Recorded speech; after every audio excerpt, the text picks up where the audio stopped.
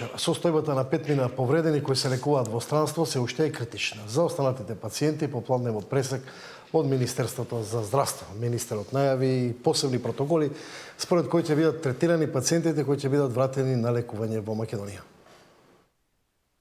Во критична состојба се 5 мина повредени кои беа испратени на лекување во странство по трагедијата во клубот во Кочани.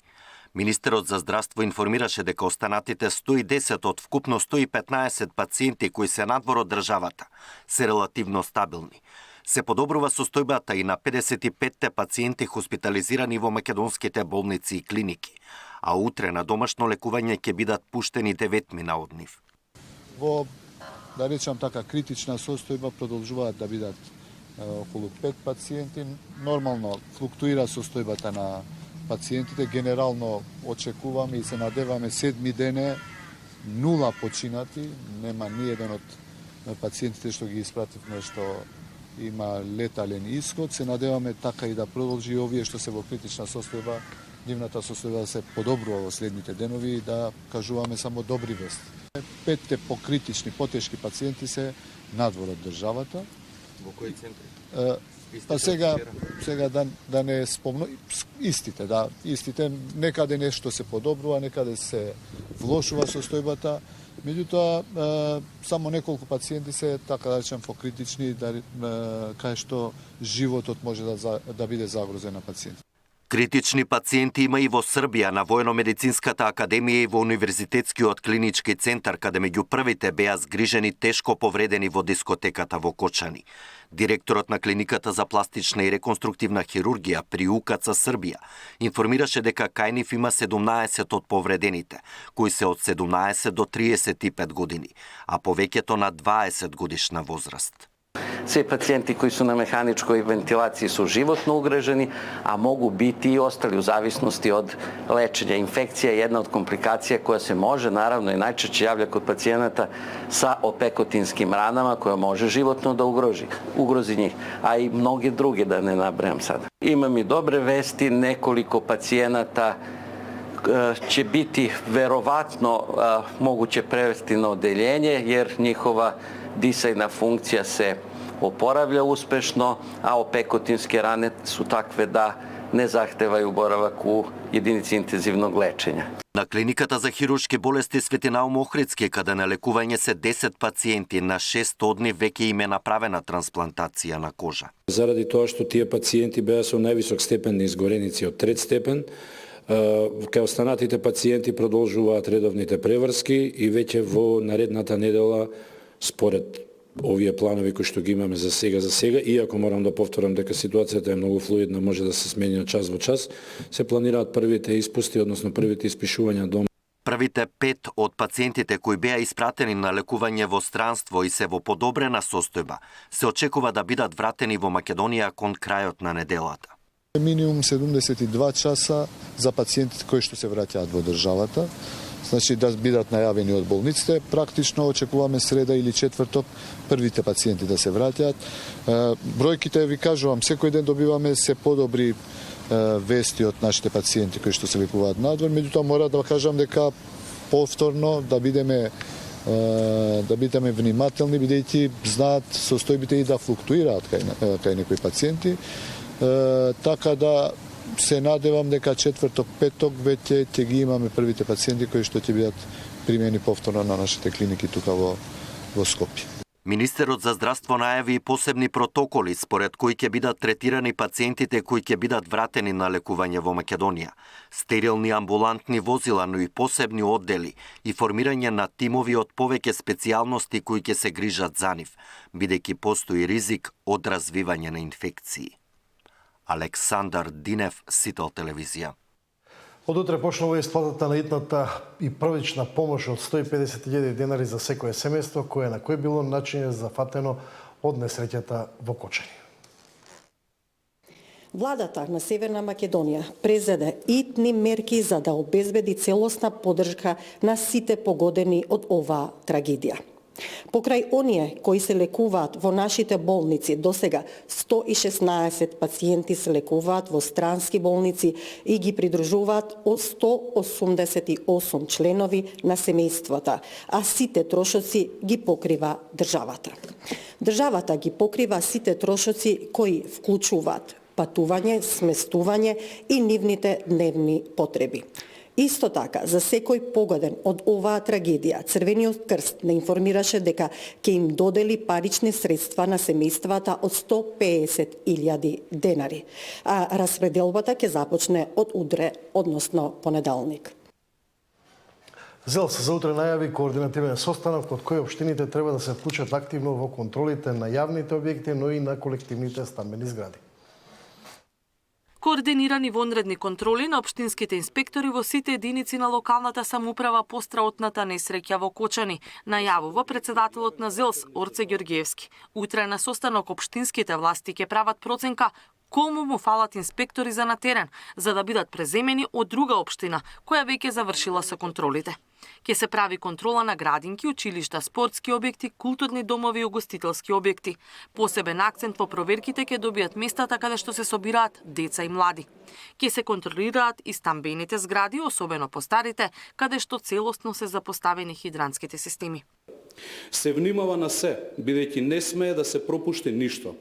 Се внимава дали објектите имаат исправна противпожарна опрема и функционални противпожарни хидранти, дали електричните инсталации се безбедни и соодветно одржувани, постојат ли јасно обележани и функционални евакуациони патеки и планови, како и дали се поседуваат сите потребни документи и безбедносни елаборати.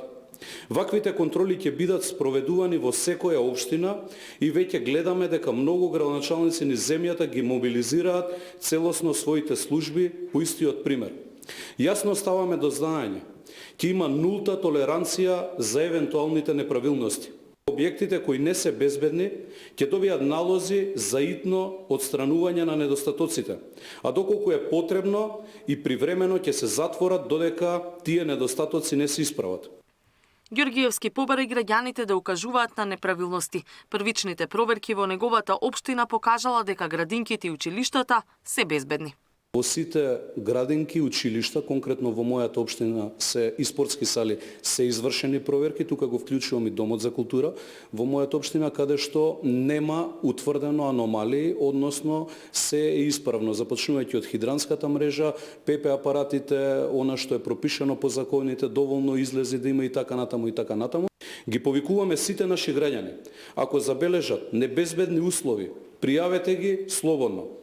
Ако управувате објект каде што се собираат луѓе, почитувајте ги правилата и стандардите. Секој од нас има улога во градењето на побезбедна заедница. Дел од општините, особено во Скопје, веќе ги извадија своите инспектори на терен. Најпрво се проверуваат документите со кои располагаат угостителските објекти и елаборатите на училиштата. Катерина Нешкова, Сител телевизија.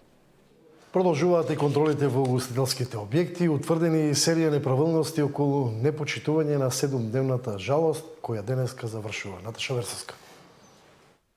Уапсени 17 лица кои пуштале музика во 7-дневна жалост. Во Скопје, Прилеп, Охрид и Команово не се почитувала владината одлука, пошто лицата се лишени од слобода и ќе одговараат по член 387 од Кривичниот законник, каде се предвидува и затворска казна до 3 години.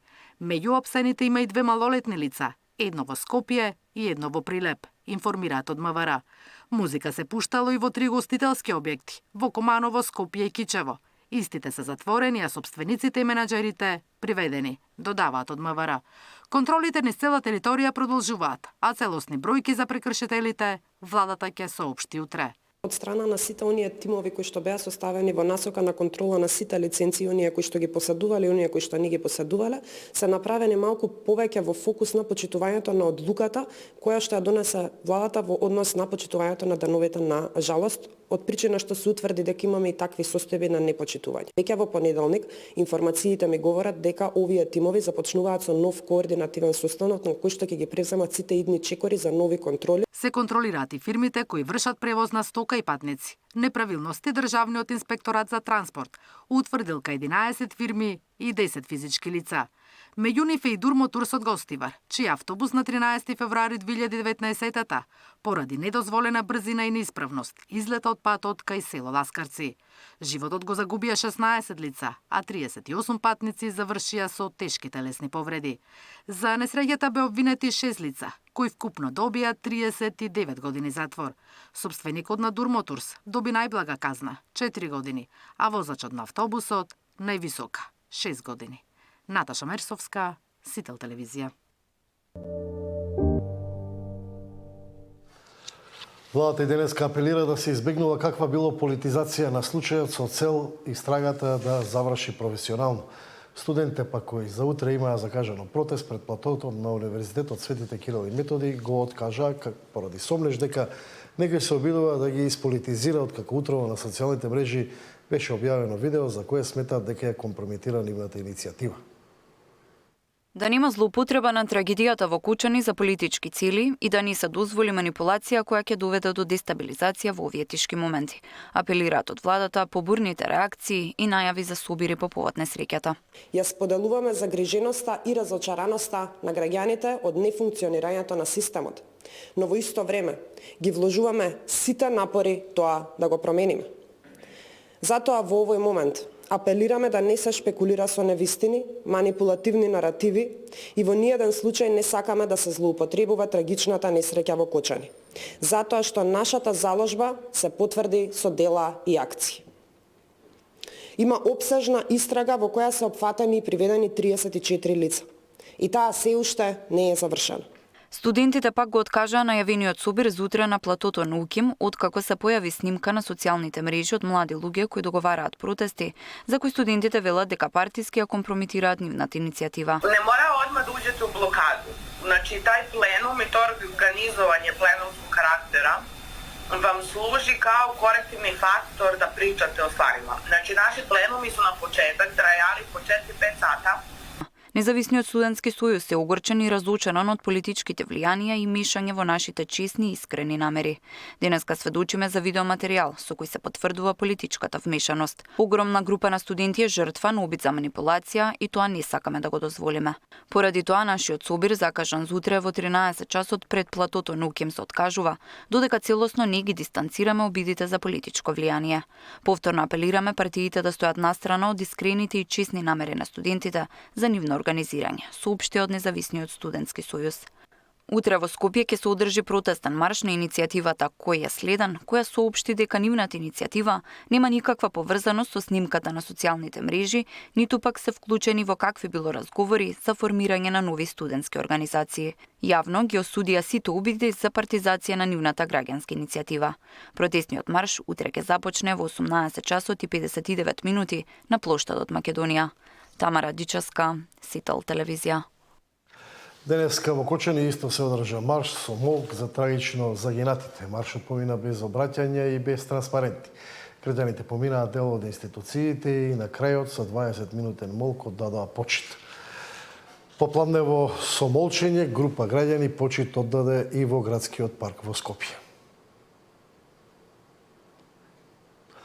Последна почит за загинатите во Кочанската дискотека со 60-минутен молк имаше и во Охрид. Со 60-минутен молк охриѓани му дадоа почит на жртвите од трагедијата во Кочани. Точно во 12 часот на градскиот плоштад кај црквата Свети Димитрија, со палење свеќи и полагање цвеќе младинската и ученичките заедници, заедно со студентските собранија и локалниот младински совет, покажаа заедништво и поддршка на семејствата на загинатите млади во пожарот во дискотеката Пулс. Секоја солза е сведоштво за неправдата на системот кој ја поставува алчноста пред човечност. Ја бараме правдата за изгубените животи, односно тоа се деца наша генерација и мене лично многу ме повреди овај настан. Ние не сме биле свесни за тоа колку дали се ставаме во опасност или не.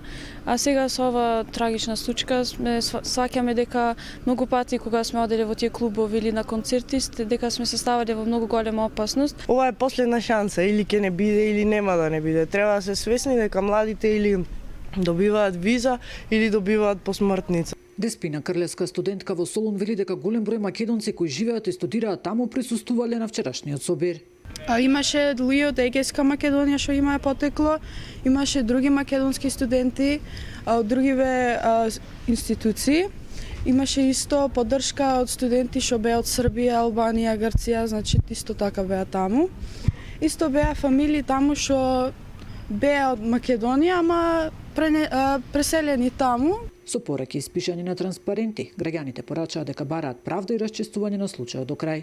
Санкција за сите кои не го почитуваат законот или го заобиколуваат законот и да еднашка за секојаш да престанеме со имам човек секаде, имам пријателство, имам таа ситуација не доведе до ова. Да се проверат сите објекти кои до денес што се деси, да не се заборават и да не се работи од случај до случај. Општина Охрид пак на седница на Советот која ќе се одржи следната недела ќе одлучува за доделување финансиска помош за семејствата на починатите и за повредените лица во пожарот што се случи во Кочани. Нина Ритоновска, Сител телевизија.